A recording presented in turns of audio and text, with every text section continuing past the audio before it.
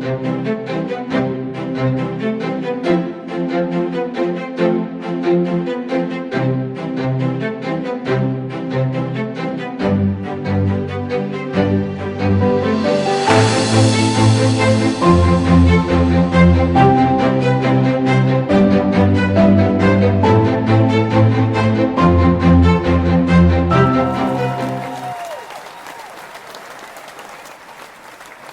everybody, and welcome to Good Tech, an ongoing discussion on ethics and technology. I'm Elizabeth Perry with Idka.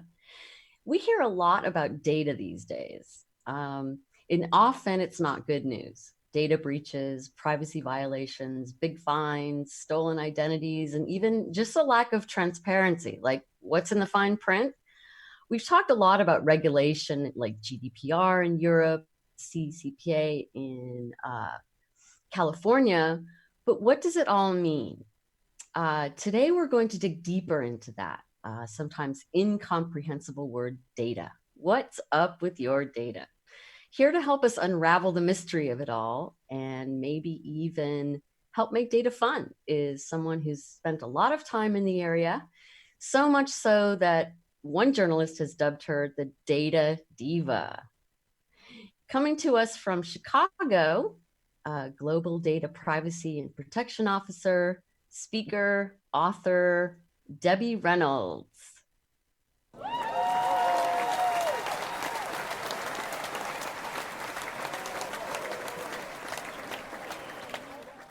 So welcome, Debbie.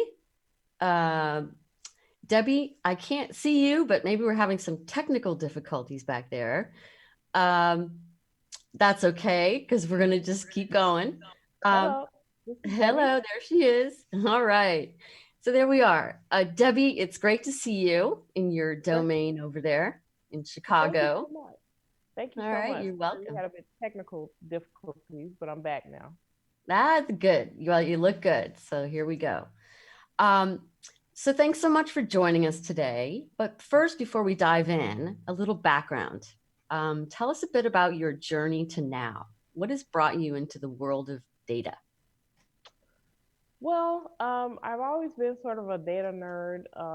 I began my data career actually by happenstance. So in college, I was a philosophy major, but when I was leaving college, my mother was diagnosed with cancer, and I wanted to find something that I can do to spend more time with her. So I decided to I will buy a computer, teach myself to use it, and then I started doing sort of desktop publishing, and then I got into sort of doing database things, and then eventually someone called me up. I started a business, and someone called me up to ask me to help them create databases for university libraries. So this was during the time when people were moving from card catalogs to computers. You can, I know, I'm sure people nowadays can even imagine the card catalog system looking for books, but this is sort of what I was doing. And eventually I started doing that for different types of businesses, like legal businesses, not just universities and things like that. So I've always had like an interest in data. And then in 1997, I read a book called The Right to Privacy. And it was fascinating to me about just the different modes of privacy, what's private and what isn't, the individual's rights. And that's a concept that I had always been very interested in and I followed over the years. I just didn't realize that it would converge. Data privacy becomes so important in the world now. So I'm sort of joining my, my hobby and my expertise in privacy with my technology skills. So marrying those together brought me into a data privacy business. Okay. And now I'm sure the audience wants to know, what's the story behind your crown data diva? It's a funny story. So I was at a networking event and I met a woman. She's a journalist with the Wall Street Journal, and we were talking with each other, giving each other our elevator speeches. And as I was explaining to her what I did, she said, "Oh, you're the data diva," and we laughed at that. And I thought, oh wow, that's interesting. So she was like, oh, you totally should use it. And at first, I was really bashful about it because I thought, well, maybe people wouldn't take me seriously. But then I thought, she's smart. She's a journalist. You know, they know how to like wrap things up really quickly. So I started using it, and people love it. So I get calls from all over the world, and people say, oh my god, I totally love this. So it helps start the conversation, and I really enjoy using it. Yeah, yeah. Well, it's a great honor, I'm sure. Um, so you say you speak at conferences all over the world, um, and what do you speak about? What do people want to know?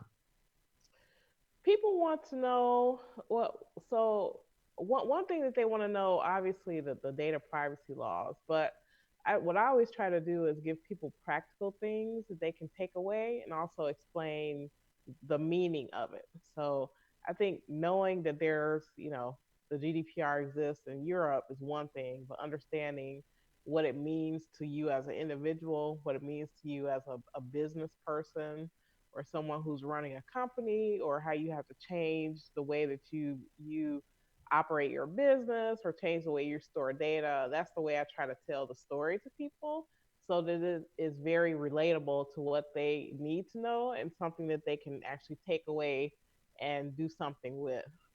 Hmm. And what's the biggest problem we face today around data? I think the biggest problem that we face around data is understanding where it goes. So Hmm. let's say, you have your phone and you're walking down the street. You're just living your life, but what you don't may not understand is that, your every movement is transmitted by, say, the phone that's in your pocket, and obviously it goes to the phone, but then, depending on the apps that you're using, it may be going to other people, then, other people, it may be sold to someone else. And right now, I Hmm. think people can't really comprehend how companies are using this data, but it's pretty frightening, especially if you find out, for example, I think um, someone had done a study about where data goes. Let's say you enter something in on Facebook or Google or whatever. I mean, your data could be sold. Something as innocuous as you think that you're walking down the street could be transmitted and sold to, hundreds of companies. So it's baffling to people and mind-boggling that the information about them that's collected. First of all, that anyone would want that, and the types of things they're doing with that information.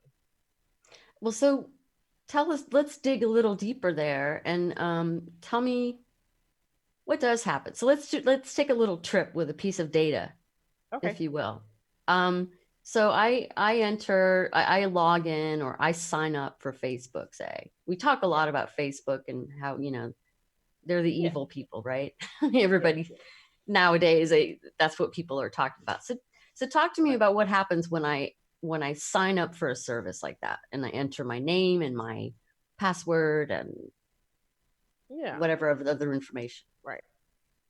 So when you sign up for a service like that, we're just picking on Facebook, but they're definitely not the only company who does this. So when you sign up, they're taking your details. They're figuring out who you know. As you know, when you go in there, they try to suggest people, and they're pretty good at it. So if you put your name in there, they can pretty much pull up people that either are in your family or people that you worked with, that you're connecting with, and they're sort of creating a web of information about you, and for the sake of marketing. So Mm-hmm. the marketers really want this very targeted information. So they say, Elizabeth is in Barcelona. She likes to drink, chai latte or something. So they will be able to tell a marketer, hey, we'll pay you, if you pay us this money, we'll give you access to Elizabeth so that you can deliver her this ad. But beyond that, because there really aren't any, at least in the US, there aren't any strict rules about what happens to that data after that. Let's say the marketer says, okay, I'm selling this information about Elizabeth, but now that I've collected this information about Elizabeth and all her friends or whatever, maybe I want to send it over to a data broker that's going to give me some money for this, for this bundle of data that I send them. And then once it gets past that sort of third party, it's just you have no clue how this sort of shows up.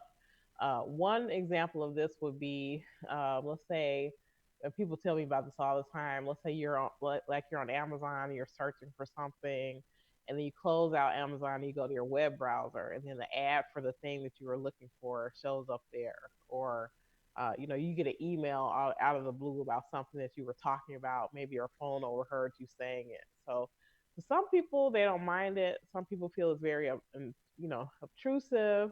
But I think just understanding where the data goes and trying to get companies to provide transparency about what they're doing with this data, and these are billion-dollar businesses that are built on buying and selling this information that is basically invisible to the public at this point. So hopefully the Mhm. types of regulations that are being passed now, especially in the US, will at least bring some transparency to that, because you may say, I'm totally fine with this. I'm totally fine with this company selling my data to like 10 other people. I don't mind that. But I think because there isn't enough transparency, it's hard for the consumer to object because they have no idea what's happening. Right. Yeah. And that brings us to some of the regulation that's going on right now. I mean, here in Europe, we talk a lot about GDPR. We talk a lot about, the California consumer privacy. I always get confused. Yes, Thank you. yes, that's right. You're right. You're right. Yeah. So I mean, we hear a lot about these and their acronyms, but let's let's drill down there too. Let's tell people, maybe for the newbies in the audience, especially for our U.S. folks, what is GDPR and how does it affect U.S. companies or Okay. anywhere in the world, really? Okay. So GDPR is a regulation that is enforced in the EU. It has to do with preserving the fundamental human right of persons in the EU to have their data protected or private. It extends across the world for any company that handles a person's data who's in the EU. So it means that wherever your data goes, so do your rights go for companies. So in the US, it's been very interesting. I think that because the GDPR has such a high fine, which would be like 4% of a company's annual revenue, that started to get C-suite attention, because it's funny because people feel like, oh, GDPR is so tough, and it is tough in a lot of ways, but it's not very different than the previous privacy directive that the EU had, for 15 years prior to that. So I really think the fines with the GDPR is the thing that really got people's attention and got the C-suite really thinking about changing the way that they're operating. And for us in the US, even though we don't have GDPR like laws, once the GDPR came out, now every single website we go to, even though it's not required in the US, has all these cookie consent things. I thought it would just happen in the EU because this, how that happens, but I am not a EU person, so the fact that we're all getting these cookies tells me, or these cookie consents tell me, that companies haven't architected their back end data to really distinguish, or maybe they don't want to distinguish between people who are in the EU or the US. And I think as these privacy laws get more complicated, that the segmentation of being able to target and do different things with different people's data is going to become more important. Hmm. And I just touched briefly on the California Consumer Privacy Act, which was, I guess, in 2018.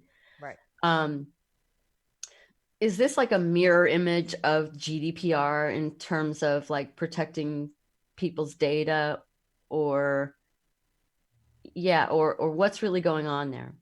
So CCPA is has some similarities to GDPR. Probably the most notable similarity is that, believe it or not, the state of California has had written in their constitution since 1972 that privacy is a fundamental human right. They're currently the only state that has that. So that is the parallel that they have with the EU currently.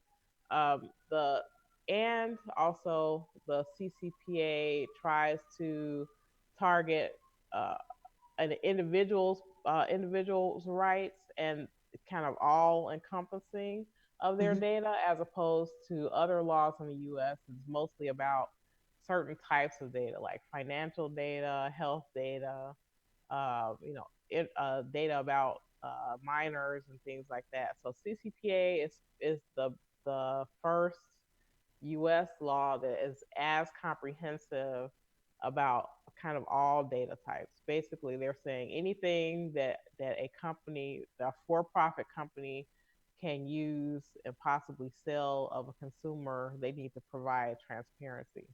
The Hmm. GDPR, in contrast, is about it's for not just for-profit companies, but it's all types of different companies. So it's broader in that sense.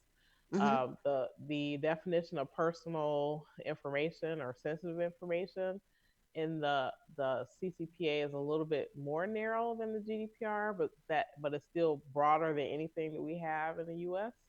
Hmm. I think one thing that people need to realize is in the the EU, because the EU had like their data directive, 15 years before the GDPR. This is this has been codified in laws in the EU, for 2 decades almost. Where the CCPA is brand new. There's like nothing like it. It's not replacing, it's not replacing anything that's been in place. So it's hard to compare them to one another because Hmm. in the U.S. it's so different than anything else that we have about data privacy.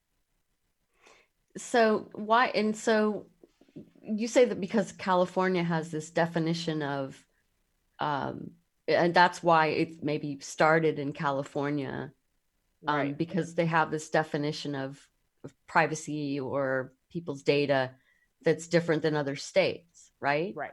That's correct. Okay. And so, what are some examples?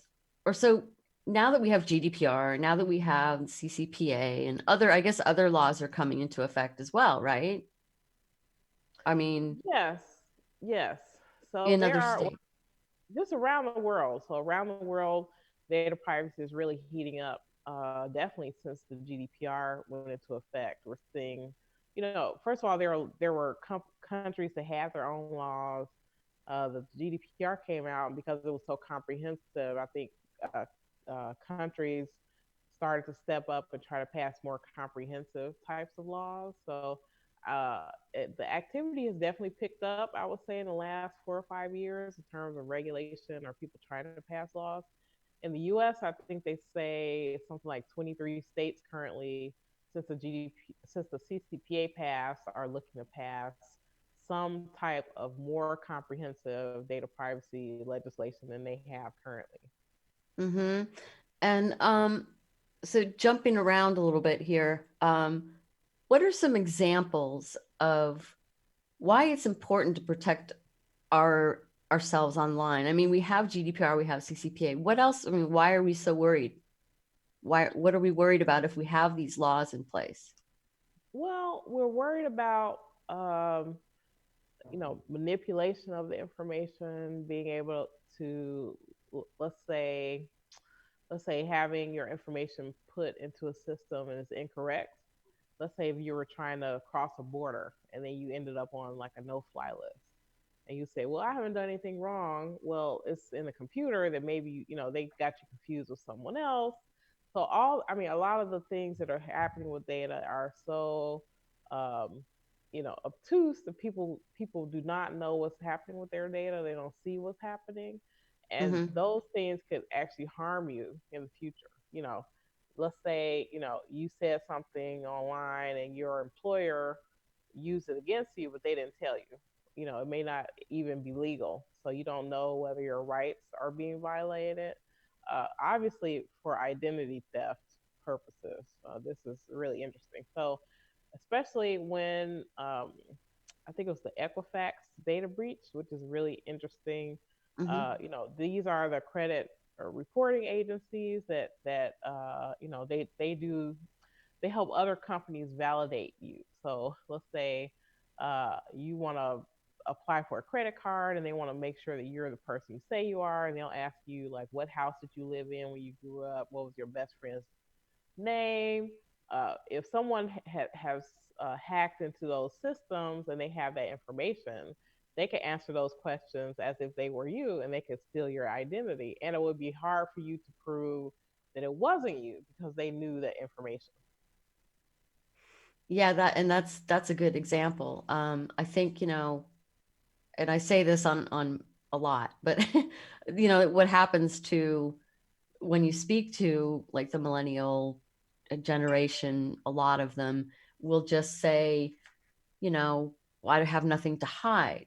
When in fact, we all have something to hide. We don't want everybody to know all of this, password information or, you know, security question information, Right. right? I mean, what are some other examples of stories you might have about how our data is, being manipulated or being sold or, what are some examples?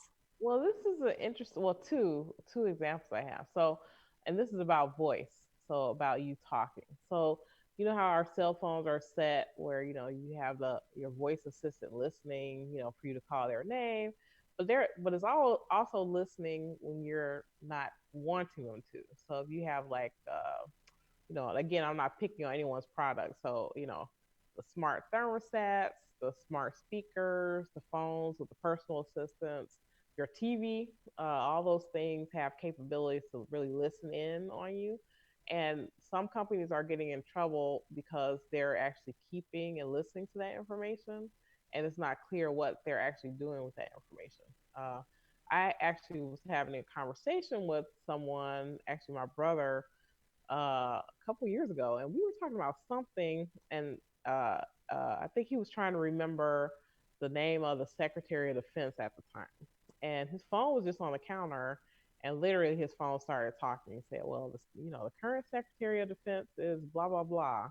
And I could have just fallen over. It's like we did not ask the phone this. The phone just said this. He thought it was funny. I was totally creeped out by it. The fact that, this, I had not given the phone, or he hadn't given the phone permission to, you know, go into our conversation, but obviously they were there. So it makes me wonder what happens with that information. And obviously Mm-hmm. they're listening when you probably don't want them to be listening. And let's see, you were telling me the other day offline, you were telling me about the ham story, which I found very, very funny and just pointing to the right thing. I mean, so this is a good one. Tell us about the coffee shop and the ham story. Okay, okay. The ham story. It's hilarious. So I have many ham stories, but this is a really good one. So I was trying to give an example of what happens with your data, or what could possibly happen, how far we're getting with sort of data, technology, AI.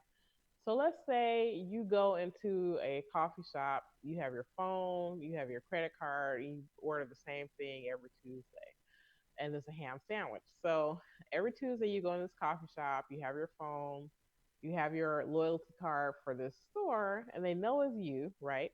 So let's say one Tuesday you don't have your phone, you don't have your loyalty card, and you pay cash, and you order a ham sandwich. Chances are, even though you did not give them any identifying information, because of your pattern of behavior before that, they may think they can probably, there's a good chance that they're going to assume that it's you, and they're probably going to be right. Let's say someone comes in, the next Tuesday, orders a ham sandwich like you typically do, you're not there, and they rob the place. Let's say that they may say, well, you may be a suspect now because this is your pattern of behavior. And then on sort of the the supply side of the company, they're saying, okay, based on the analytics of this store, these are the products that people buy. So let's get more ham because this guy orders ham sandwiches every Tuesday. So let's say the next Tuesday, you go into the store and you want to order a turkey sandwich. And they say they don't have turkey because you order ham. So if you order ham sandwich, that's all they have. That's what you're going to have. So the issue is now they're using the information in a way that's almost controlling your actions or controlling your behavior. And it's really kind of frightening, actually. Yeah, and it brings to mind, and I don't know, maybe the social media. Right. You know, you're on Facebook, and just tell me if I'm wrong, but you know, you get the feeling that when you're posting something or you're liking something or you're reacting to something or making a comment, that you get more and more information that's like that. Oh, absolutely. So, in other Absolutely. words, yeah, but it could happen in a way that doesn't allow you to sort of see outside of that way of thinking, Oh, or that those angles of thought, or you know what I mean? 1,000%. So this is now someone told me this at a conference and I tried it because I didn't believe it, but it's true. So like I have Netflix like everyone else does, and my biggest thing with Netflix is like I want them to show me everything that's on Netflix so I can pick as opposed to them suggesting things. And Right. after a while, they still put up a lot of information, but you get the feeling that that's all there is. So, uh, a woman at a conference, she said that she has two accounts or two profiles on Netflix where one she uses her name and then other she uses the name of a man. And because it's a man's name, she gets different things shown to her. And I really didn't believe it. So I actually did this experiment and I put up a new profile with the guy's name. And my boyfriend still laughs at me that I do this. And lo and behold, the movies that I was shown totally different. So I was showing like more thrillers, more action stuff, more you know, gritty things as opposed to rom coms and stuff like that. So I could not believe it. And it's true that that it sort of takes you when you're doing social media or you're doing anything on the internet. Um, these companies are trying to curate your experience. So in some ways, it's good. So they're showing you things that you want to see, but it's almost giving you the idea that that's all there is to see. So you're not seeing everything else outside of that. Right. And yeah, and then there's fake news and stuff that people are posting that they have no idea if it's, I mean, that's not really what we're talking about, but it is, because you're talking about being fed, even if it's fake news or even whatever it is, you're being fed things that the algorithm thinks that you want to hear. So you're Well, not and hearing other points of view. right. I remember once I had talked to someone because whenever there's like a breaking news story, like CNN or the Washington Post or certain news agencies try to get it out first, and I can't remember exactly what the news story was. But I had to ask someone if they had heard of it, and they were like, "Well, no, because it hasn't been on Facebook." So, literally, this person gets their news from Facebook. So, if it wasn't on Facebook, they would not have known about it. Like that's what they were like waiting for. They wouldn't, a lot of people they're not uh, diverse enough in their sort of news sources or the avenues that they're looking at. So, being able to it's very powerful to be able to have people who look to you as sort of a source for many different things when it was not really designed for that. And as you say, because there's so much um, there's so many more sort of personal opinions and things that are mixed in that it really you know it's hard to distinguish that sometimes because sometimes it looks like news and it really isn't. Mm-hmm. Yeah, that's interesting. So we're talking about the consumer a lot, but what about the professionals? You know, what are the challenges that we face as professionals as it relates to data? I think the challenges we face as professionals, well, I mean, there are many different facets of it. So let's say you in a workplace, how something as simple as, not putting your password on a post-it note or, not making it easy for someone to get your credentials and log in, to just being aware that, the world is changing, the data is becoming more diverse, the information is converging in ways maybe we had not even anticipated. So, like I was saying, the phone listening to your conversation. Let's say let's say you work for let's say you have like a top secret clearance or something, and you have a phone in a room where it's literally listening to your conversation, like what happens to that information? Or you have situations where like you're texting. Let's say you're uh, just to make it easy on yourself, say you have like work information and you're texting it back on your phone. Now you're like commingling work and sort of your personal information together. I think it's hard because a lot of us, we have flexible lives. We want to have as much flexibility as possible, but the lines are blurred between personal and business so much, and that can be a concern. Yeah, for sure. And I think it's important to think about the tools you're using to communicate, whether you're, on Facebook as your, have your individual hat on. And then when you have your professional hat on, there should be tools like Idka, for example, where you can privately communicate confidential information or share it with your colleagues without worrying about whether or not it's leaking out into your personal network or your circle, right? Are there Right. examples that you can think of that, where that comes into play, where the tools that you use or? Well, sure. Yeah. I think I don't know. I guess for me, I don't think of it in terms of tool, but I think of it in terms of sort of what you do with the tool. Like, Mm-hmm. so I know a lot of people that like to blend their sort of personal and their business stuff on Facebook, and that doesn't always work, right? So it's like, your friends from high school probably don't want to know about this new initiative that you did at work, just as your business associates don't want to know that you had went to a birthday party or something like that. So I Right. think it puts a lot of pressure on us to be our own sort of data privacy managers, or to figure out what are the best channels for us to send messages. Um, one thing I want to chat about, want to sort of add in here. Uh, I want to give you an example of something because you had mentioned Facebook. You Mm-hmm. about liking something on Facebook. So this had to do a bit with the Cambridge Analytica issue.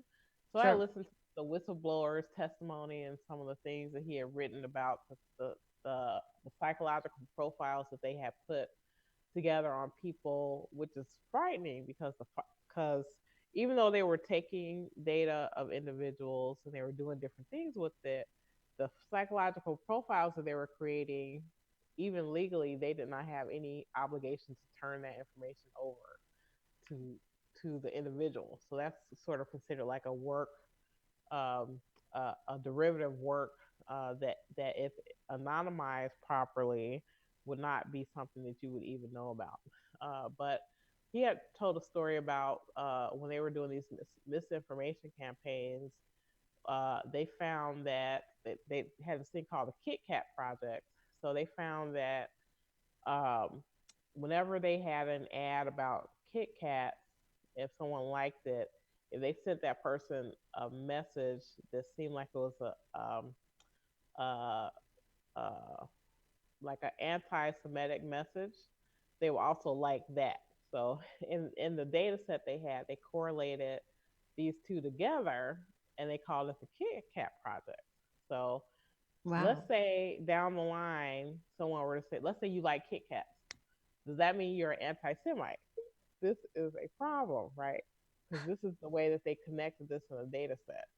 So let's say you have a job interview and someone saw this, they forgot about the Kit Kat project, but it's connected. You like Kit Kats. People who like Kit Kats said that they like these anti-Semitic messages, and they think you're anti-Semite, and you don't get a job because of that.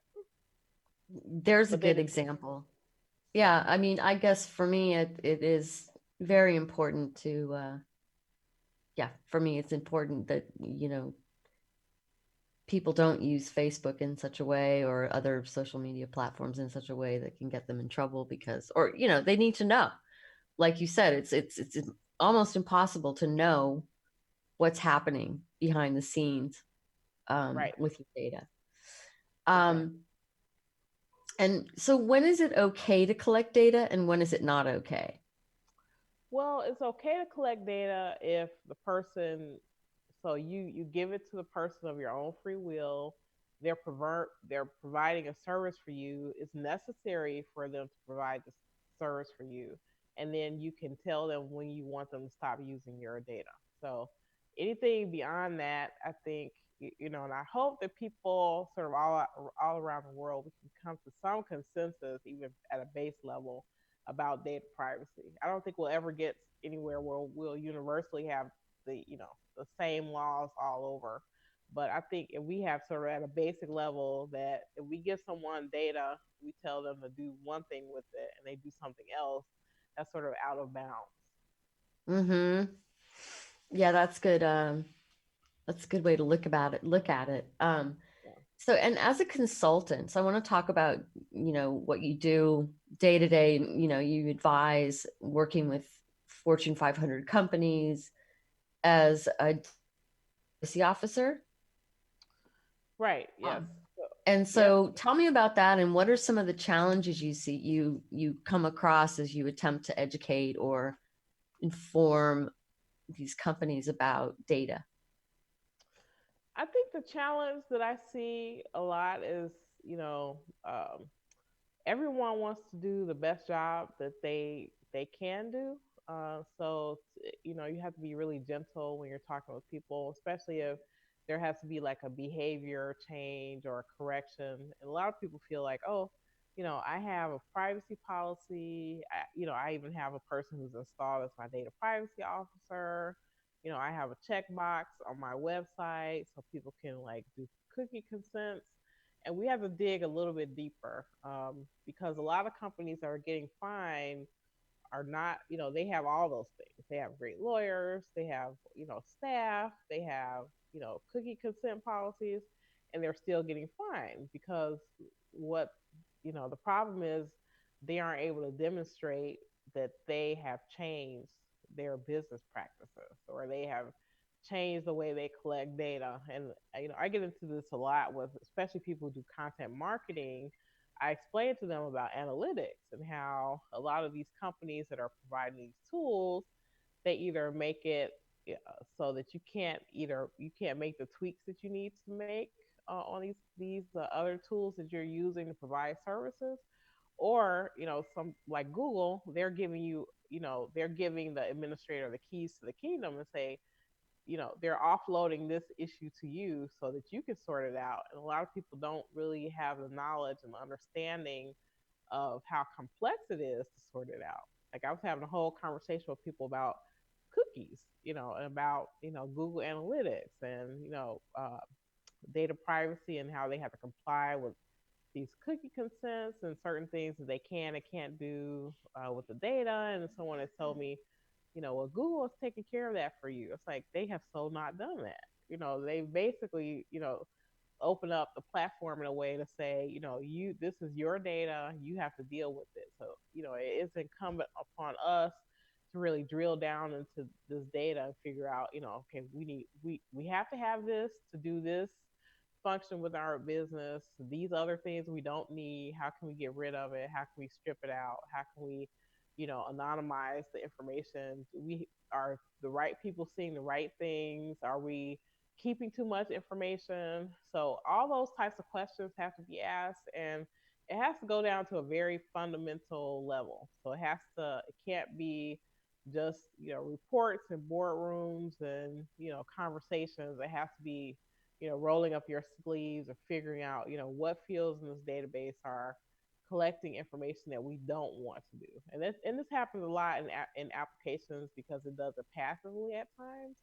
But the responsibility is on the corporation to really, really comply in a fulsome way and not do it sort of on the surface. Right. Yeah. It's a lot of work. I mean, and what that brings up for me is it really fair? Because in a lot of it's costly on the It one is. hand, and then if you're not compliant, you pay these huge fines.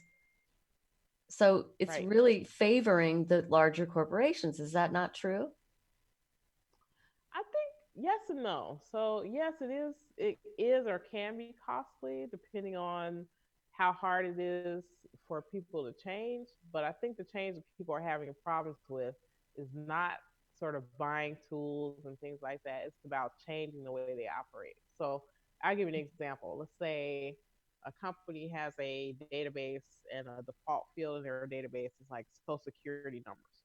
So um, this is probably not, you know, if a company can't justify why they have that, or even why they designed it in a way to make it a default field, they may have to change that or delete the information. So those things, depending on how it's done, like say if they mask it or they change it, it may not actually cost them a lot of money to make that change, but there is effort and there's blood, sweat, and tears in doing that.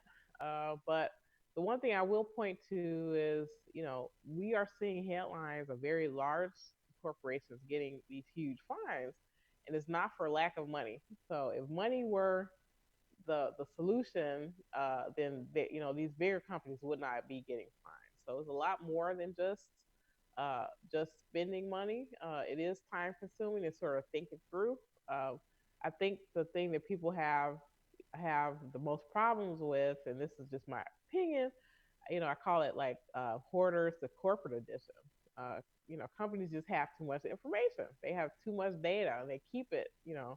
They think, well, maybe we'll have a case for this, or maybe we need it for something else in the future. And that, being able to tie the data that you have to sort of what you're actually working on or what's really important is a very interesting and important exercise, and it's something that companies, I recommend companies do even before these privacy laws came about, because that data uh, increases the risk, in things like litigation. It increases the risk in like data breach. A lot of these data breach things that are happening, companies can reduce their risk a ton if they're getting rid of data that they don't need. Right. Yeah. And another thing that you touched upon, I think it was in one of your many video things. Um, Another challenge that comes up is that there's no across the board regulation about what you're allowed to do with your data across the board, across the US, for example, or across the world, of course not. But that makes it really difficult, doesn't it, for companies to be able to figure out, okay, New York says this, California says this, I've got customers in both places. How do I handle the data? Right? Right. Right. It is. I recommend that companies don't sort of lurch from one law to the next, because it can be very maddening. Obviously, there are differences and there are sort of reporting differences. Like, for example, uh, the U.S., all 50 states have data breach notification laws, but they're different. So the reporting requirements may be different, the time frames may be different, and that part is really maddening. But what I have companies focus on is what I call the fundamentals. So things like, are you transparent with your customer? Yes or no? Are you keeping data longer than you need it? Yes or no? Like, are you behaving as if a customer has a fundamental human right to their own information? Yes or no? So being able to answer these questions more broadly sort of change the culture and perspective of a company, I think is the thing that gets you, a pretty far distance down the road. So if you're operating your company that way, if you're creating software with those things in mind, you're going to be a way ahead of the curve, because all these laws have, basic things in common, which is, you know, are you transparent? Are you safe? Are you thinking about how you're going to respond to the individual whose data that you have? So all, if people are thinking in those ways, they won't have as big a problem to comply with these laws, because they'll already have things in place that will minimize their risk to begin with. Mm-hmm. Oh, that's interesting. Um, Another question I had was, you know, there you mentioned in another one of your talks that there's something in the works in the state of New York for example, that will help you and me or customers, consumers, to put a price tag on your data, find out how much companies are making off of you, for Right. example. Can you explain that? So, the discussion is very interesting in the state of New York. They've introduced this idea of like a data fiduciary, meaning uh, that consumers' data has value. They want to be able to put a price tag of sorts on people's data, and that will help people understand kind of the value of the data and why it's important. So, let's give Mm-hmm. you an example. Let's say uh, so Facebook is free, and we're just picking on Facebook because they're just the easiest target right now. But Facebook is free, right?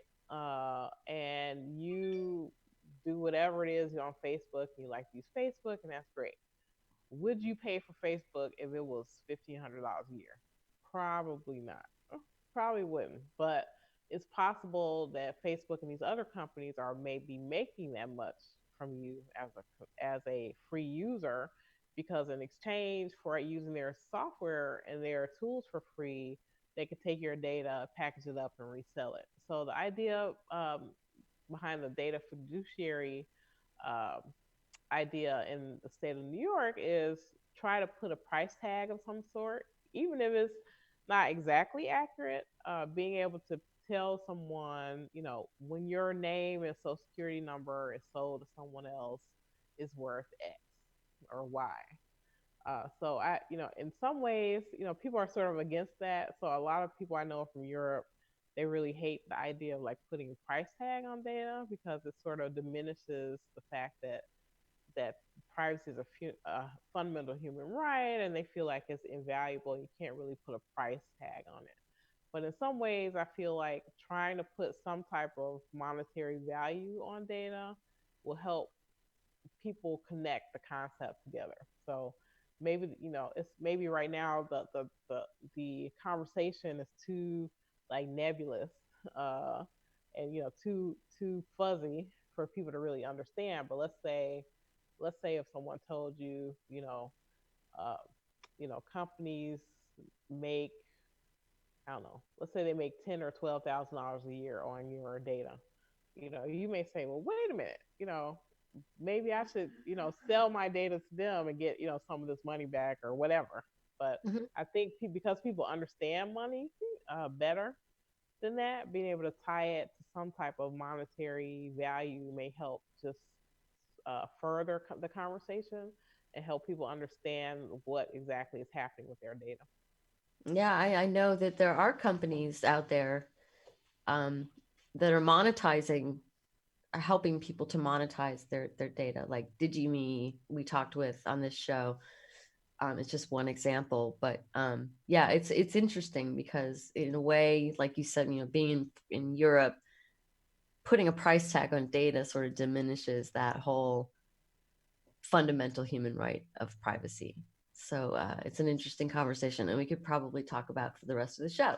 But by the way, we only have a couple minutes, so I want to give you a chance to talk a little bit about the future. What would you like to see happen, or what do you think will happen, or final thoughts, for our audience? Okay. Well, I love to have some consensus on just sort of basic base things just around the world. And I don't, maybe this is too much of a kumbaya moment. Let's say we like all agree that people need to have transparency into their data, and that's like all that we can agree on. I would be happy if there were, we would come together and come to those sort of basic fundamental ideas about data. I also feel like this is a really serious issue and it impacts us in our day to day lives, especially with things like biometrics, people using our face, our fingerprints for different things.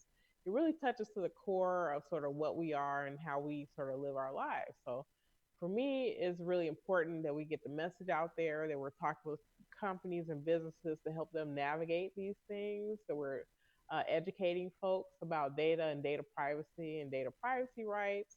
And then hopefully, on consumer or businesses, we can come to some consensus about what makes the most sense. Right. So worldwide, do you see something like a worldwide, like a UN for data privacy or anything that crazy? I don't know if we can. I don't know. I don't think there's enough consensus in the world on anything else that would actually happen. Again, maybe that's my kumbaya moment of it. I do think that countries will start to do a little bit more like the EU and maybe sort of break out agencies that deal just with data stuff, because I feel like countries are overwhelmed with the laws and the things that are happening in society, and I feel like trying to throw this onto existing frameworks is maybe not sufficient. So I think having other agencies or organizations around the world that are focused specifically on data and data privacy rights, I think that will come more of the norm, because this is sort of out of hand at this point as far as I'm concerned. But I would love to see, especially in the U.S., if we can get more uh, type of legislation that is, federal, on a federal level. So I'm not holding my breath about this, and I know if even we get something, uh, you know, uh, federal on a federal level, it won't be as robust as maybe we'd like it to be. But I think you have to start somewhere. Yeah. Well, listen, we're going to wrap it up for today. Debbie, it's been a real pleasure to have you, an honor to have you with us today. So thank you so much for joining us, coming on the show. Hope you come back because it's a longer conversation. And yeah, just been really nice to have you. So thanks. Well, thank To you so those, much. no, you're welcome. Thank you. To those of you who are listening in, if you like what you've heard today, feel free to share the love with your friends. Any questions or comments for either of us, or for Idka, or for Debbie, we'd love to hear from you. We're on Twitter at IdkaAB, on Instagram and LinkedIn, or you can always find us on idka.com, where you can sign up for a free trial. It's frictionless connection, collaboration, and co-flow with privacy built in. You can find Debbie on Twitter at DataDiva Debbie, which is kind of fun, and via her website at debbiereynoldsconsulting.com. Thank you all so much for joining us today. Have a great morning, afternoon, or evening, wherever you are in the world, and we'll see you on the next Good Tech.